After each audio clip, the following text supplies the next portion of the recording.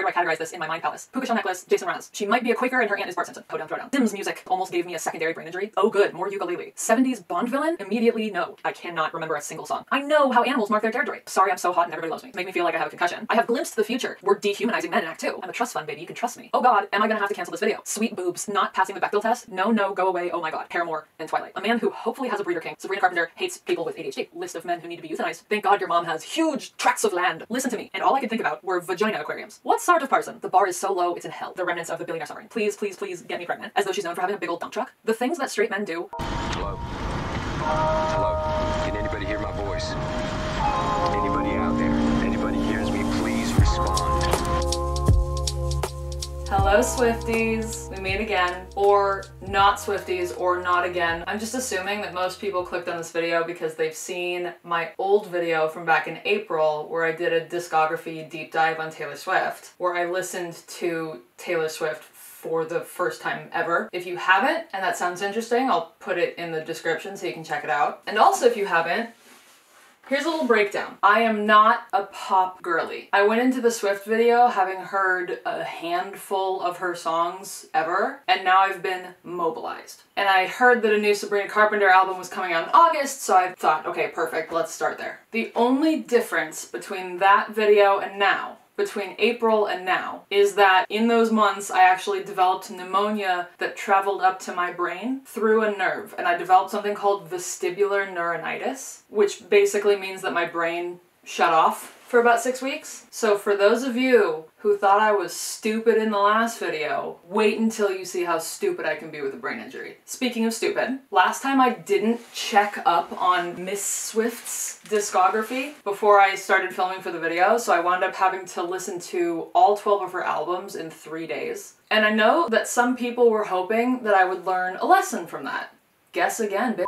Nope. So I'm actually going to be listening to Miss Sabrina Carpenter's whole discography in one single day, because why not? She released her new album yesterday, and yesterday is actually when I was supposed to go through this whole journey, but my dog got sick, I had to monitor her, shit happens, whatever, blah blah blah. So we're just shifting everything one day later. So now it's Saturday, and I'm about to listen to... where'd it go? Eyes Wide Open, Evolution, Singular Act 1, Singular Act 2, and Emails I Can't Send. And then I'm probably gonna take like a little mental health break, and then I'm gonna come back and listen to the new album, Short and Sweet. Right? Short and sweet. Short and sweet. My cross your fingers plan is to have the whole video finished by end of day Sunday and ready to post for Monday morning. So hopefully you guys are watching this on Monday morning, but I made this same exact plea to myself in the Taylor Swift video. And instead I basically just stayed awake for 72 straight hours to get the video up. Let's see if I can get this done faster. What a stupid son of a bitch. I also went a little bit crazy listening to 12 Taylor Swift albums in 3 days. But I have hope that I won't go as like batshit insane during this one. Instead of 233 songs I have to listen to, it's only 68. That's only 3.5 hours of music versus the, I think it was 15.5 total hours for the last one. Also, listen, I've heard about the Christmas songs. I know about the Christmas songs. We're just not doing the Christmas songs today. It didn't seem as relevant. Whatever. If I'm wrong and I need to listen to the Christmas songs, just let me know. So as far as Sabrina Carpenter goes, she only became part of my personal zeitgeist recently. I don't know her from her old Disney shit. I don't know any old songs. I just started hearing that Espresso song everywhere, and then I found out that she's dating one of the loves of my life. And that's pretty much all that I know about her, otherwise I'm going into this fully blank. I have intentionally not looked into any of her backstory. I don't know any lore, I don't know any potential controversies, I don't know anything about exes, I don't know anything about her family. So I'm intentionally going into it as blank as possible. So if there's anything that you guys need to let me know, let me know. The Swifties on the last video, there are, I think, 1,800 comments on that video. And so now I know everything about that girl. So, which one's first? Let's get into, oh, where is it? Let's get into Eyes Wide Open.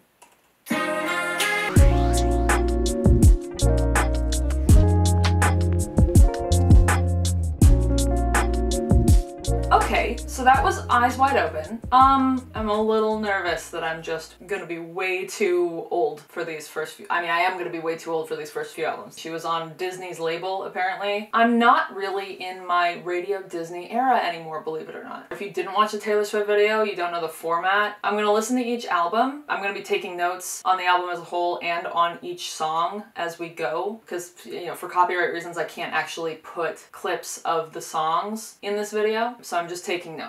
So, for the album as a whole, so many of these songs are interchangeable, and they're all so flat and empty. And I don't blame her at all for this. She's so talented already, and you can tell that she has a powerful voice. I just have a feeling that Disney had a chokehold on her and hired the most, like, white bread ass writers to be putting out these songs for her. Actually, I'm gonna fact check myself on that, so I'm not just potentially ripping into a 15-year-old.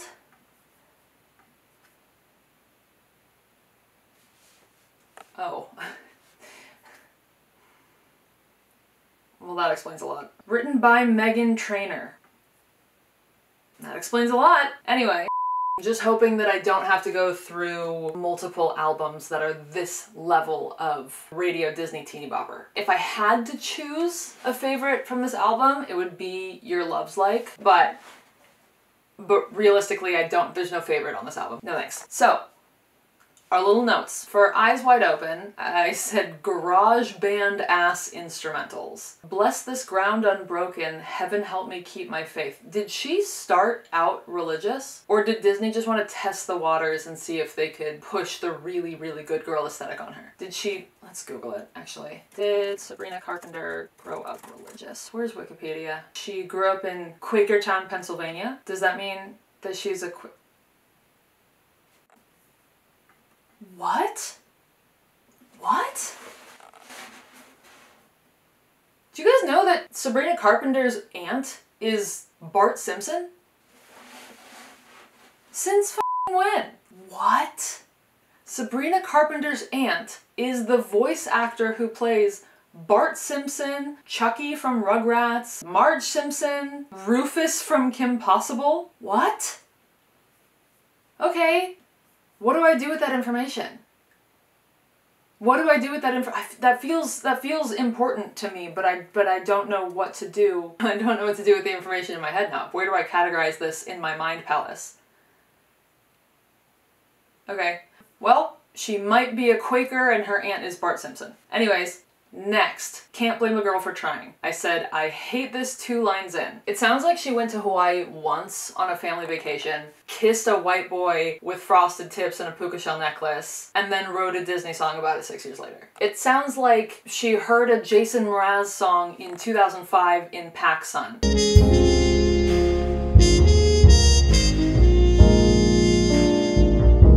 Okay, I had to switch the framing on the camera a little bit because that was gonna fuck my back up by the end of this video. Next up is the middle of Starting Over, and I was going to give this song some shit for the lyrics, but then I remembered that Disney was writing all of these songs, so it's probably just a 40-year-old's best guess at what 15-year-olds are thinking about.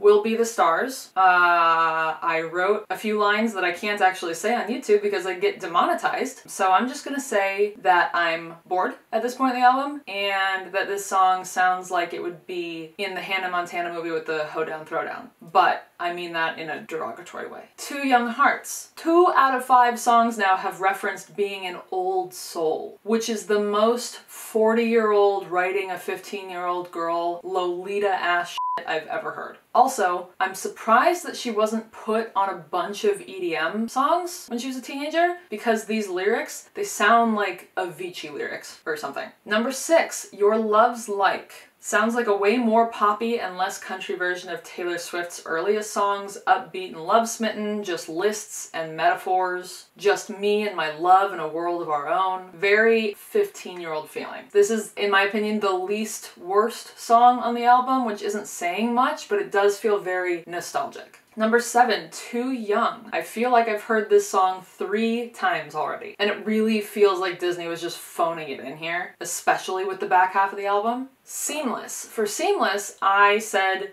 Sims music. Shows off her range, blah blah blah, but she should partner with EA, re-record this song in Simlish, and release it as part of the packaging when they eventually finally do a Sims 5. Right now, just another repetitive song about being young. The present is our future past almost gave me a secondary brain injury. This song is giving me ideas though. Next time I'm around someone who's a little bit too stoned, I'm gonna read them lines like, the present is our future past, and have you ever noticed how your heartbeat feels? And then watch them spiral. Next, darling, I'm a mess. The only note that I have is, oh good, more ukulele. White flag. This one seems like it was mastered differently. Her voice affect sounds completely different, way more flattened out, less three-dimensional, two-dimensional?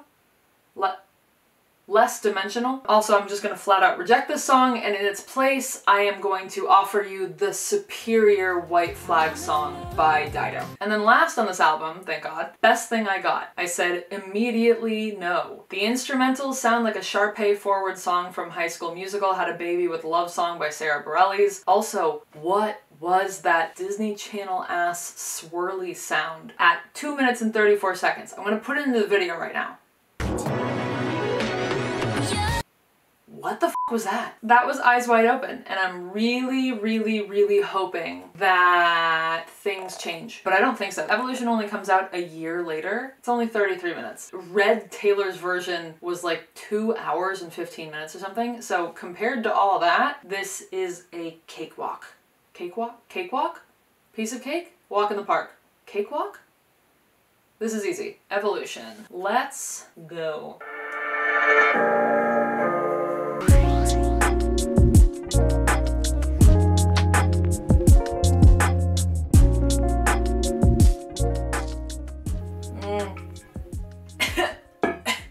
Oof. Okay. Well, Evolution, done. And I was right, it is still super Disney Channel. Overall thoughts. My first thought after this album was, oh god, am I gonna have to cancel this video? Which, like, maybe? Maybe? If it keeps being negative throughout this whole process, and I can't find any positives here, then maybe. So if you're seeing this video, it means that shit got better. So hang in there. Get past the negativity. Oh, no, sorry, not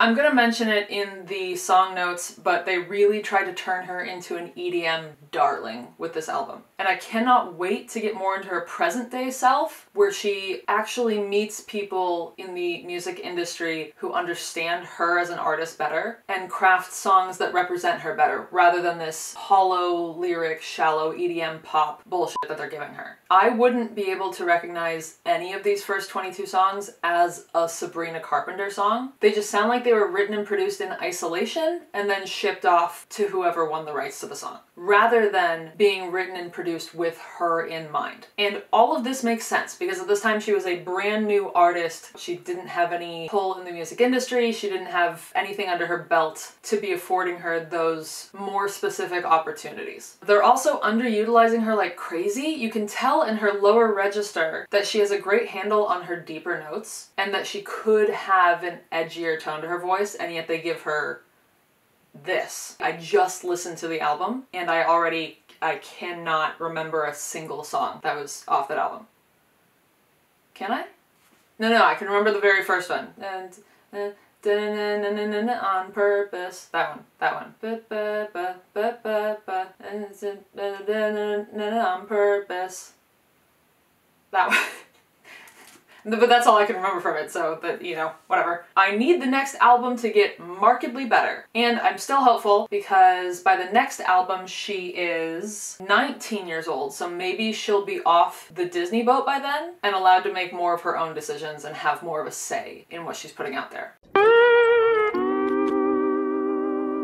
Song notes for On Purpose, the first one that I could remember a little bit of the beat. They have her using darker tones in the beginning of the song. At first it seems like they're gonna try and shift her image to something more mature and intense, a little smokier. But then there's this explosion of like almost trop house, like some Kygo Thomas Jack shit. but like more chain smokers sounding. The instrumental breaks also aren't full enough, they still feel flat, and EDM is so clearly not where she's supposed to be. But at least the song is catchy. Next is Feels Like Loneliness. The backing track for this song is 100% Fever by Peggy Lee. Is it not? I can't play it here. Copyright, blah blah blah, but please go listen to Fever by Peggy Lee, and then try to tell me that I'm wrong. This song is so confused, it doesn't understand what it's trying to be. The choruses are electronic based, and then everything else is like a little bit new jazzy. Also, the line, "So screw all that love-ish," makes me want to die. Just let the poor girl say sh*. And yeah, I'm saying this as I censor all of my own bad words because I'm scared of the YouTube police. And what about it? Next up is Thumbs. Oh, I can't say that on YouTube. Schmincest? No, to this song, no. I don't understand. I don't understand what was supposed to be going on here or what was supposed to. Next is No Words. I wrote, "Ribs are a cage of a wild heart. Jesus, this album is testing my patience." And I stand by that. This song means literally nothing, extremely hollow, corny-ass lyrics. When every song is so impersonal like this, nothing actually means anything and fans are not gonna feel connected to her. Disney needs to go to the Taylor Swift school of engaging your fans. Number 5 is Run and Hide, and I have no notes on this that are even worth saying out loud. That's it. That's the end. I have pretty much the same exact notes for Mirage, Don't Want It Back, and Shadows. More songs about nothing. The songs start to say something, to have some real comment about the world at large, or love, or the society that she's found herself in now, but they stop short of saying anything real at all. And then we're getting right to Space. Does her voice sound a little Ariana-esque? And I'm saying that, keep in mind, as someone who's only heard 2 or 3 Ariana Grande songs in her life. So correct me if I'm wrong, that was just the vibe I was taking in. The song's a little bit catchier, but the production is still so generic. And then last up is All We Have Is Love. I had hope until the beats started coming in. I really don't like the electronic pop direction they tried to push her in. Weird production choices, weird lyrics, feels like something I would have heard on an EDC side stage in 2012 during like a 7 p.m. set. And for anyone unfamiliar with EDC, just know that that was a devastating burn. And that's it for the first 2 albums. I almost scaled back on my criticisms on these because I felt bad because she's you know, 15, 16, 17. But the reality of the situation is that Disney was writing these songs, Disney was pushing these songs on her, and it's not her I'm criticizing, it's the man. It's Big Disney. Next is Singular Act 1. Okay, let's go.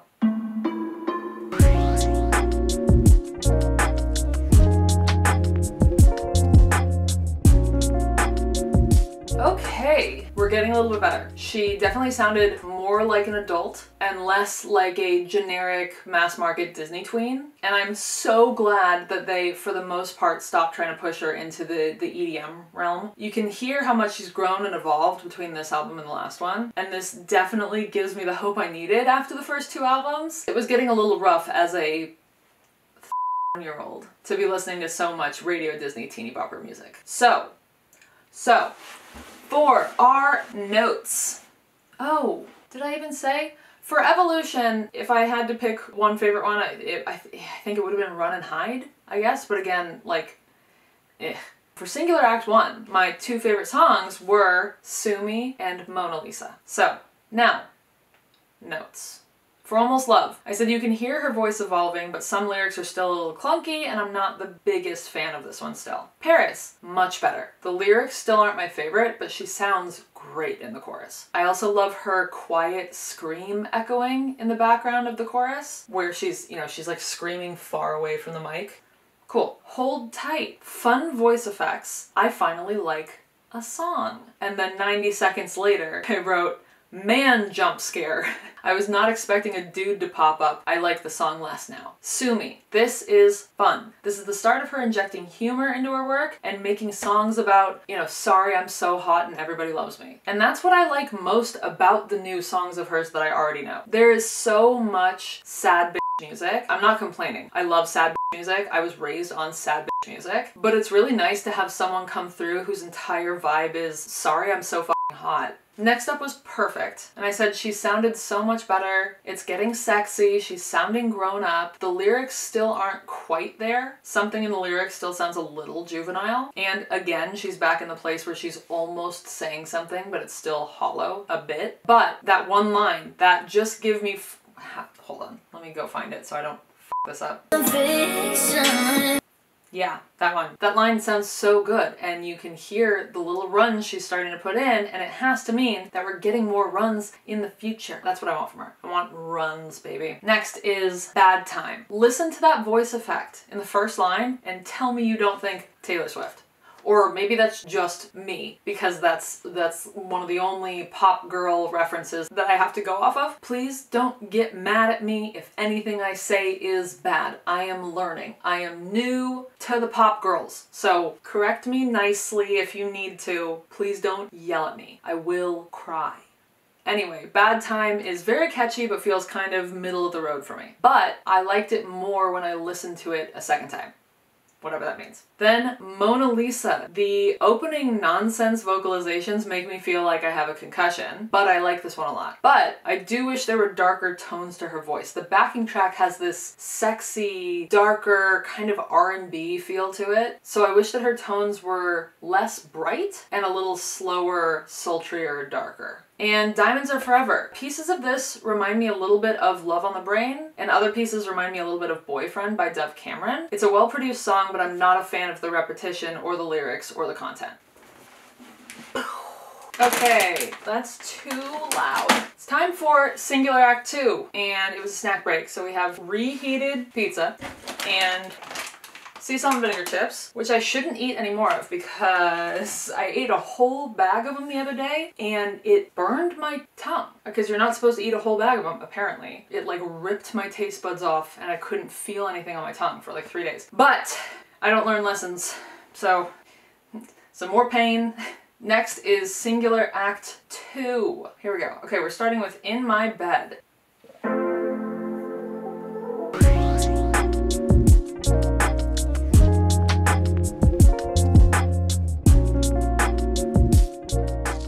Okay, Singular Act 2. More growth. You can see her, hear her, moving from teenagedom, teenagedom?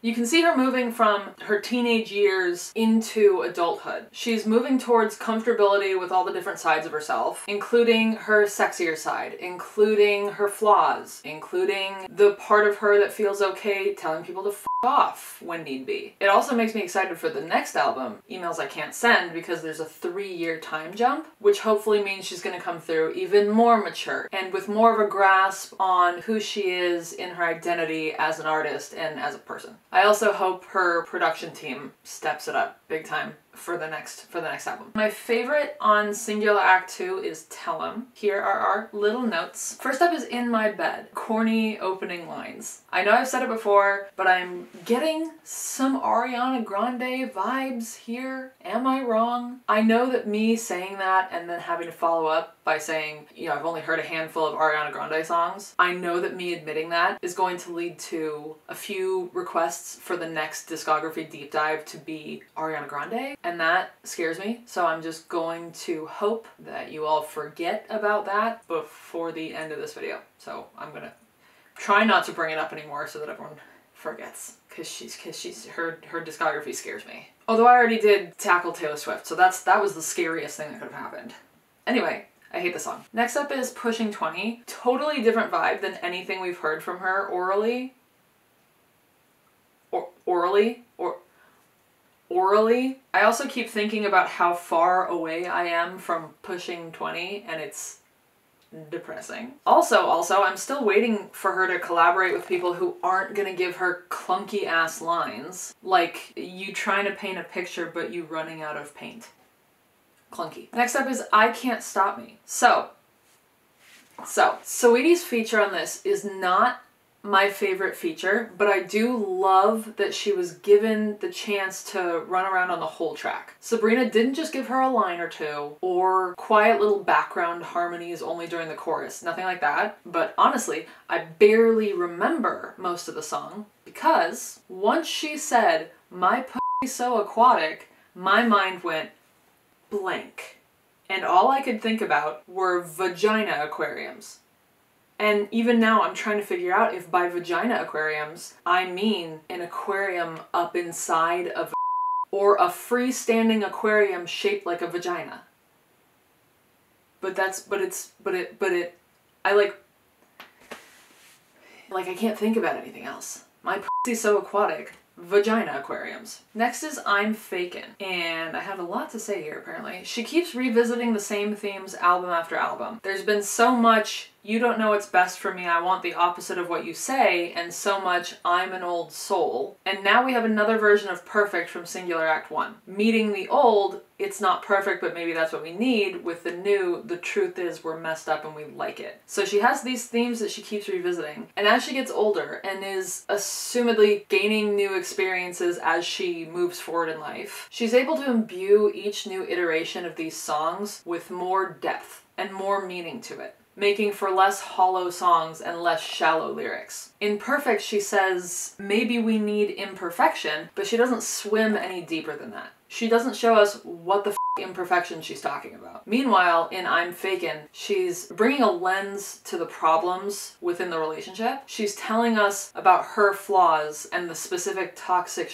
she's bringing to the table, explaining that she's insecure, that she wants to see proof of how much this person loves her, that she needs to see someone fight for her in order to feel right within the relationship, which isn't good or healthy, and even she calls it immature in the beginning of the song, but she owns it and she says, "This is what we do. We're messed up and we like it." And there's more depth to that now in this song because she's let us in a little bit and we've been shown some of the complexities and some of the motivations. It's not a whole lot and it's not that deep, but it's more than we've been given before now. Next is Take Off All Your Cool. I'm getting to the point where I'm annoyed at the songwriters she was working with in 2019 because she's already at a point where her voice sounds so good, but then you have lines like, "I like your soul shirtless," and "don't play hard to get, be hard to forget," which sounds like a Live Laugh Love Sign came to life, hopped off its Maxinista clearance shelf, and went straight to the studio and recorded this song.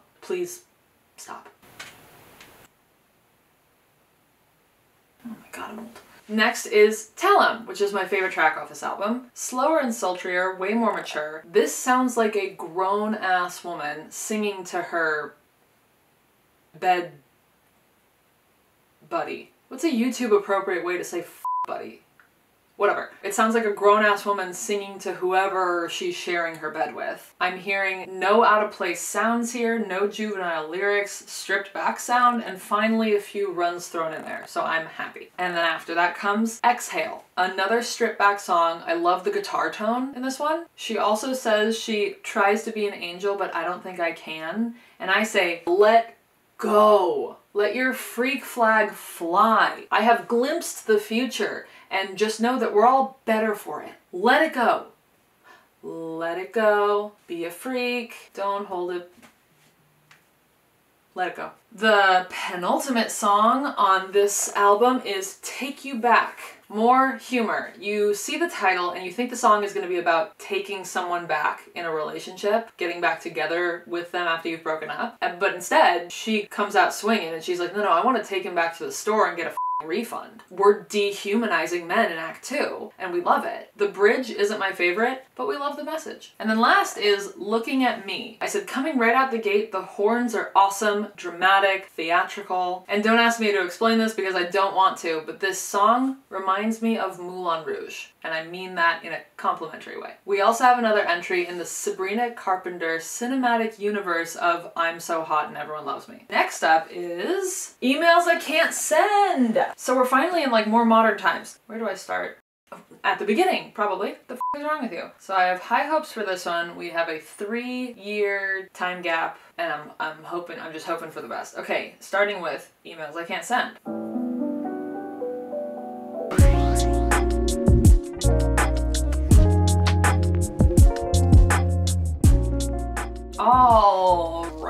Again, I'm impressed by the growth in this album. I know I keep using the word growth, but it's kind of unavoidable when I'm going through albums that span from being a young teenager into being a fully fleshed out adult. She finally either figured herself out or got with a team that really understands her, or a little bit of both, because this album is miles beyond anything that we have heard before. She's letting her humor come out full force. She's talking about personal things. She's saying bad words, finally. I'm really glad for the 3-year gap between last album and this one, because she progressed so much in her abilities and her identity over those few years. And there are 2 more years between Emails I Can't Send and Short and Sweet, so I have extremely high expectations for the new one. My favorites from Emails I Can't Send are Nonsense, Already Over, Fast Times, Feather, and Things I Wish You Said. And those aren't in a ranked order. Our little notes. Emails I Can't Send. Mature, sultry, jazzy opening notes. She cusses 3 times in this song, which if you couldn't tell, is very important to me. I really love a well-placed bad word. She also finally gets personal, and she does it very intensely. She hopped off Disney's record label and immediately said, okay, here's a song about my dad over my whole family. But the honesty puts so much more depth behind the music. She's getting specific, she's getting personal, she's doing everything that'll make her feel closer and more personable to her fans. And speaking of honesty, don't think I'll find forgiveness as fast as Mom did. Ouch.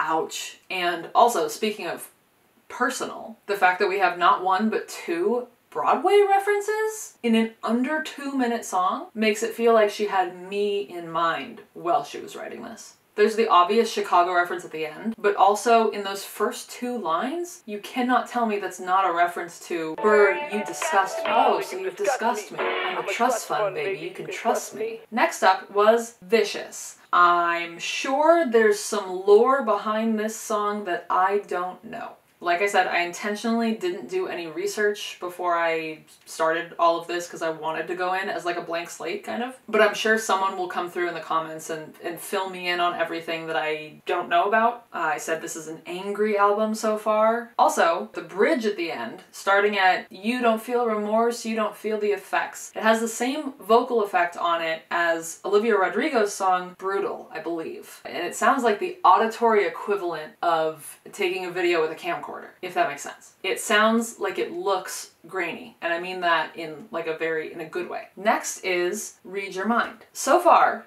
we have 3 songs, each representing a different type of f***ass man. We had the cheating father, the dickhead ex-boyfriend, and now we have an old situationship where the man is clearly f***ing washed. This album is not passing the Bechdel test, but it is definitely passing the Kill Bill list of men who need to be euthanized test. Next is Tornado Warnings. This one doesn't do it quite as much for me. I'm not a fan of the fast talk singing, pseudo-rap, pseudo-slam poetry thing that some of the pop girls do sometimes. But more importantly, let me tell you right now, a cautionary tale. As a person who has had at least a cumulative decade's worth of therapy, 4 long-term ex-boyfriends, and a handful of situationships scattered throughout the years, I will let you know that no man is worth lying to your therapist. You are paying that professional to help you with your shit. And your mental health is worth more than any man will ever be. I don't care if he's your boyfriend, if he's your fiance, if he's your husband. Your mental health is a higher priority than any of them. Don't lie to any of your doctors. While we're here, PSA, do your annual checkups.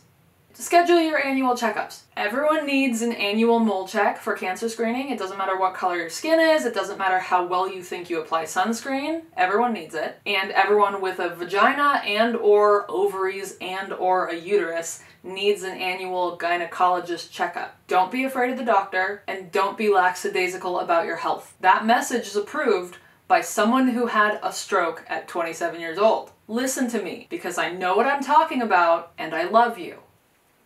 PSA over.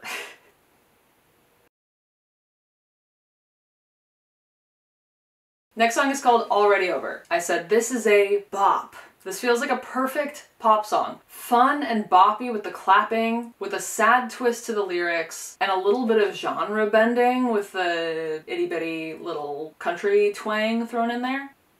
No notes. And then next is how many things. I said she threw me off there for a second with the forks, but I get it. I don't know where my camera cut off, but she threw me off for a second with the forks. When you're in the crush of a breakup and everything reminds you of that person, blah, blah, blah. This wasn't my favorite though. I apologize, but I was getting a little bit bored. Then we have Bet You Wanna. It's giving 70s Bond villain with the wavy production and the violins that come and go. And now all I can think about is her starring in a James Bond movie as Bond's jilted ex-lover who becomes a supervillain. Also, I hate the way that you left me dry, but I'll keep that between you and I, and then putting it on your album is diabolical. Oh, chef's kiss. Nonsense. I have heard some of the nonsense outros on social media. The song is an A+ before even a minute is up. Gold. And that line, it feels so good, I had to jump the octave. That line is so much fun and it sounds so good. So good. This is the last time I'm gonna do this, but I'm getting little Ariana vibes in there. Am I wrong? I'm sensing a wee bit of Ariana in there. My dudes. I want to listen to the octave, the jump the octave part.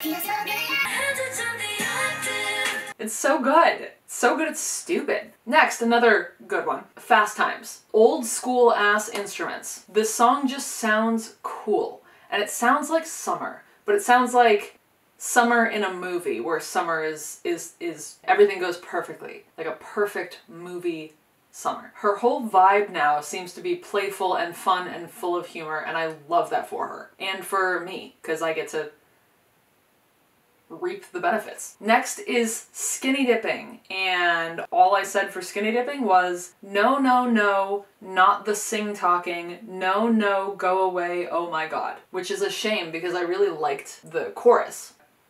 Just the rest of it, not so much. Bad for Business, echoey, pretty, but a little forgettable. Super pretty outro though. And then Decode. Same notes as the previous song. Pretty, but a little forgettable. Also, I will never hear the word decode and think about anything other than Paramore and Twilight. And then we have Opposite. Important lesson. Hey you. Dumbass. The moral of the story is that you don't change yourself to fit into the image of what you think one person might want. And if they don't want you in all of your true to self glory, the basest version of yourself, then that is not a person you're supposed to be with.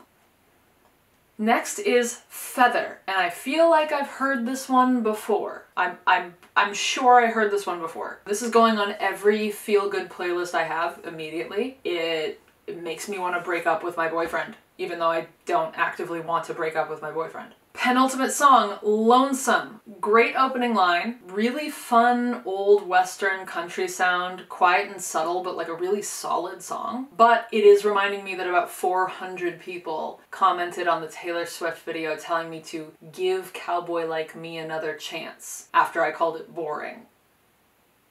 And I still haven't done that. And then last on this album is Things I Wish You Said. Another little anecdote. A long time ago, a therapist told me to do pretty much exactly this. Keep a list of things that I wish the people in my life were saying to me. Either, vague overarching statements or specific little things from specific moments. And it was kind of super healing. And it helped me let go of at least one person in my life who had been kept around for way too long. Because it helps you realize that some people aren't interested in showing you the right kind of love and support, or showing you love and support at all. So I know that Sabrina is saying that she's wasting her time thinking about these things, but if you use those ruminating thoughts in the right way, you can actually use them to your advantage. Also, this song was very pretty and I liked it a lot. And now, finally, it's time. I get to listen to Short and Sweet, the brand new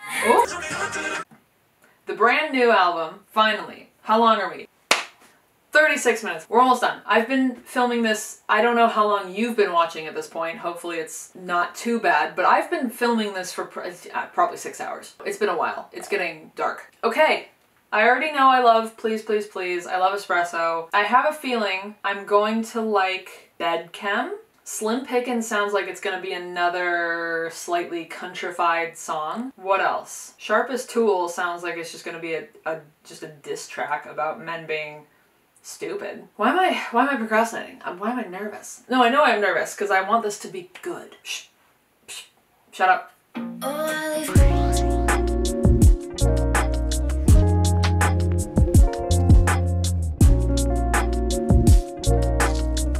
Okay.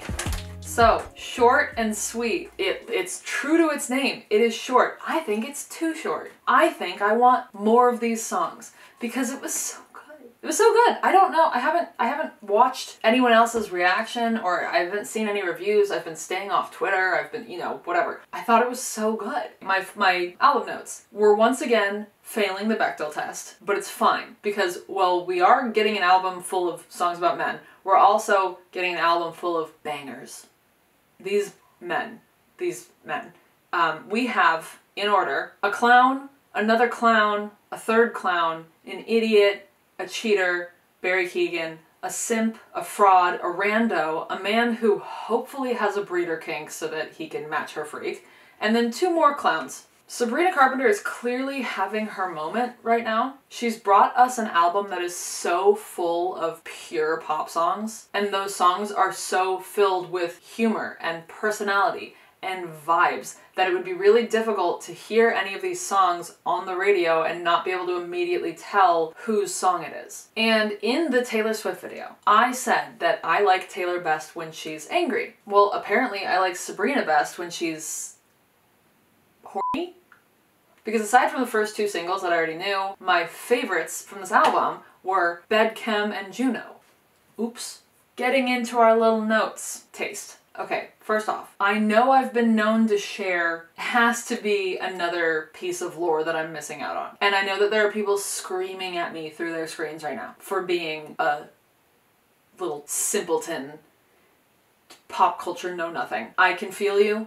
I can hear you. I can feel you screaming at me. Please be nice to me. I'm just a girl. I'm gonna ignore the I know you'll taste me too of it all, because the line that I need to point out is the one where she basically says he's only funny because I taught him how to be funny. Because have we not all been there? Production is going off. Production is going hard. We're doing great. Next. Please, please, please. We already know this one. We know this is a banger. There's so much humor shining through, and the low voice, country twanged motherfucker is iconic, and I don't use that word lightly. Let's hear it, actually. So good. Next is Good Graces. Something about this is giving me Y2K. It's giving me the early aughts. Also, the outro being 40 seconds just of her saying, I won't give a f*** about you, is incredible. She is really driving her point home. Especially right after she tells him that she's gonna let the world know that he comes too fast and that she's gonna go f*** his favorite athlete. Ma'am? Sharpest tool. That a bird flies by and you forget line, it's giving Doug from Up, which means that canonically, Sabrina Carpenter hates people with ADHD. It's me. She hates me. I'm people with ADHD. Speaking of people she hates, we never talk about how you found God at your ex's house. Sabrina heads, what's the tea here? What's up? Who were we dating that turned to Jesus when we broke up? That's never happened to me, but I did have an ex who stopped going to church when we started dating. Well, actually, he stopped going to church before we started dating, but his parents thought that I was the one who made it happen, so they thought I was the literal devil. Next up is Coincidence. This whole song is giving summer camp. It's giving me all this session's campers already went home and it's just the counselors left and we're all getting smashed around the campfire and singing songs about our shitty exes. Next is Bedchem. Bedchem. Arguably the best song on the entire album. Maybe I get why it wasn't a single. I feel like it might be hard to play this on the radio. I'm just gonna read you the notes, like stream of consciousness, as I was taking the notes while the song was playing. I know by the title that this is gonna be one she wrote from jail. She plays with sounds from past decades. I love that there's a nostalgia factor with the backing instruments. Manifest that you're oversized. Oh, the thick accent you say? I wonder what sort of person would have a thick accent. I wonder what sort of person. What sort of person? Am I cutting that? Am I keeping my leprechaun ass Irish accent in there. I'm Irish, just so you know. I'm an Irish person, so leave me alone. Anyway, sorry, what? Right on me? Where art thou? Why not uponeth me? You know you're down bad when you're so horny you break out the Old English. And then the final part of it, did she just do a call and response with her own backing track? Just riffing to herself at the end? Anyway, it was so good. And this one I'm gonna have this on repeat. Next, Espresso. We already know this one. We already know how good it is. There's a reason that it has, hold on. There's a reason it has, oh my god, over 1 billion plays? Okay, well there's a reason that it has over 1 billion plays. Jesus Christ. This song also gave us I'm Working Late Because I'm a Singer, which is an instant classic. And then we have Dumb and Poetic. Listen, we've all met this type of man. The guy who masters therapy talk in order to manipulate the person that he's with. The Jonah Hills of the world, if you will. Jack off to lyrics by Leonard Cohen is crazy, and it fits so well with the idea of this faux intellectual motherfucker who thinks he's above it all because he's read The Power and the Four Agreements. Just because you talk / act like one doesn't make you a man. You may have picked up on the mannerisms, the speech patterns, the buzzwords of men who are actually smart and empathetic, but that doesn't make you one of them. It makes you a fucking parrot regurgitating information and using it for your own gain. And the Leave Like One lyric, playing off the eternal forever theme of the absent father, men who are grown enough to start a family but not grown enough to actually show up for that family. So she's saying you're cosplaying as a shitty guy, but you're not even man enough to own that label. I'm glad that she went fully acoustic for this because it leaves that much more room for the wreckage that the lyrics leave. Slim Pickens. I'm not a big country girl. I'm not a country girl at all for the most part, except for maybe like country adjacent things, some folksy stuff, or like Chris Stapleton, whatever category he's in. But she does a countrified pop song so well. So I'm glad we get another one. Doesn't know the difference between there, and they are is crazy. As a person who, you know, not to brag or anything, does know the difference between there, and they are, and has historically been a stickler about grammar, I feel seen. A boy who's jacked and kind is hilarious, but a boy that's nice and breathes is even funnier because the bar is so low it's in hell. The bar is under the fucking earth. The bar is on the ocean floor with the wreck of the Titanic and the remnants of the billionaire submarine. Also, Sabrina, babes, don't worry about your gay awakening. You're only 25. There's still time. Some people don't have theirs until like 30, so I've heard. Next is Juno. For Juno, I'm also just gonna read the stream of consciousness, the notes I was taking while I was writing them. I already know we're back in horny jail with this one. There is no way Juno isn't something like, please, please, please get me pregnant. Whole package, babe, I like the way you fit. God bless your dad's genetics. Ma'am?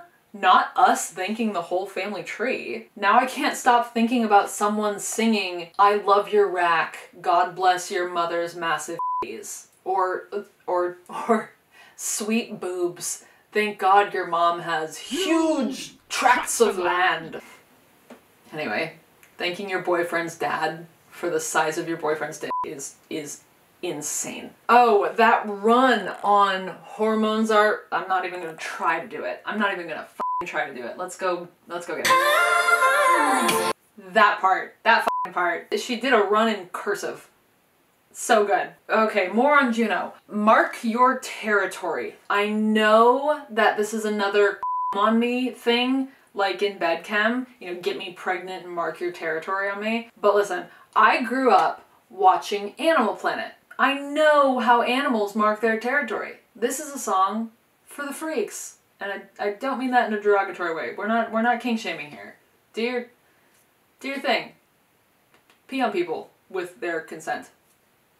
Go for it. This is also clearly a song for people with a breeding kink. And then the last note I have for this is the I'm so fucking horny line. It's just another layer of humor for its directness. Like, you can sing all the lines you want with metaphors and all that, but she just gets straight to the point. Straight to the point. I'm so fucking horny. Straight to the point. She does not beat around the bush, as they say.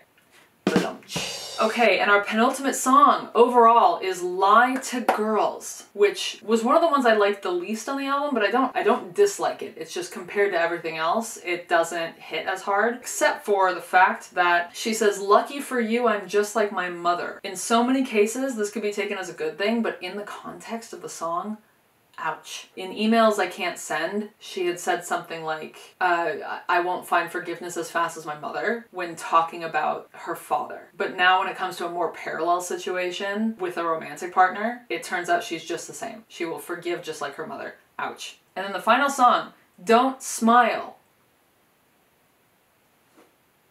Don't Smile. Such pretty tones on the chorus when she goes up into her higher register and then her head voice. Such pretty tones. She's so talented. I'm getting the same vibes emotionally as that 1975 track, I Don't Want Your Body, But I'd Hate to Think About You with Somebody Else. That kind of a vibe to it. It's a slower track, but it's a great ending to the album, I think. And that was all 68 songs, including our new Girl Short and Sweet. Whew, we're all done. We're all done. I need to lie down. My back hurts. Let's see. Let's rank the albums. What am I thinking? Okay, that was easy. It's pretty much almost in reverse order. My number one, you know what? I'm gonna come over here so I can put them up here. My number one is obviously Short and Sweet. Number two is Emails I Can't Send. I was going back and forth between the two singular act albums, but I like Act 1 a little better than Act 2. And then comes Evolution, and then Eyes Wide Open, which I would like to never hear again for my entire life.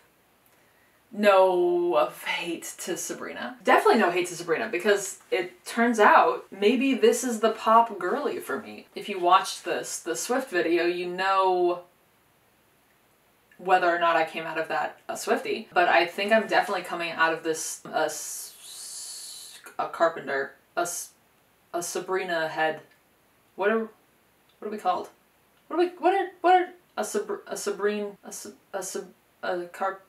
I'm a carpenter. I'm a carpenter, I will officially say. Anyway, I'm gonna go edit myself into a coma to try and get this up by Monday morning. And yeah, wish me luck. Or wish me luck. By the time you see this, it's done. I am planning on doing more of these music type videos, or at least I think I am. I guess depending on how this video goes, maybe I'll do more. I'm also in the process of starting a Patreon, and once a Patreon gets up and going, whenever I do these kinds of videos, I will eventually be doing live streams when new albums come out. So you'll be able to see my live reactions to things. We can live reaction to things together. I think that's it. I'm babbling. I'm just yapping now. Thank you for being here. That's it. I'm gonna go start editing, and I'm gonna go celebrate the fact that I'm not going as insane right now as I was after all of the Taylor Swift albums. No hate to Taylor Swift, you would know that if you watched the video. This was just easier because it was less. So that's it. That's it. If you can hear me, if you can read the subtitles, thank you so much for being here through all of this. And I hope I see you again very, very soon. I love you. Bye. When I did a discography discography went a little bit cuckoo. Had a chokehold on her. I had to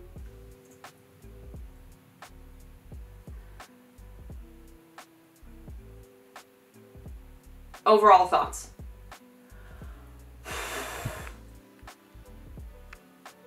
What the fuck was that? And then last the fuck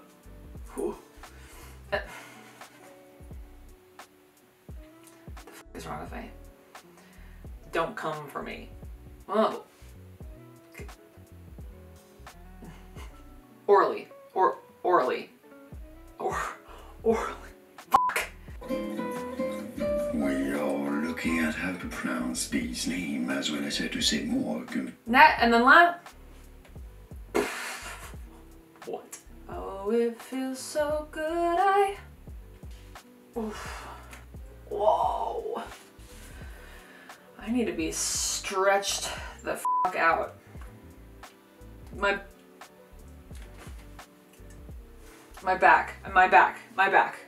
back. I need my back. My back needs to be stretched the f out. I need someone to help. Has my brain been hijacked? Do I have an RFK style brainworm digging into my lobes? Kettle brand, you want to sponsor a girl? Sea salt and vinegar chips are my jam. So much that I eat them even when they're burning the sensory receptors out of my mouth.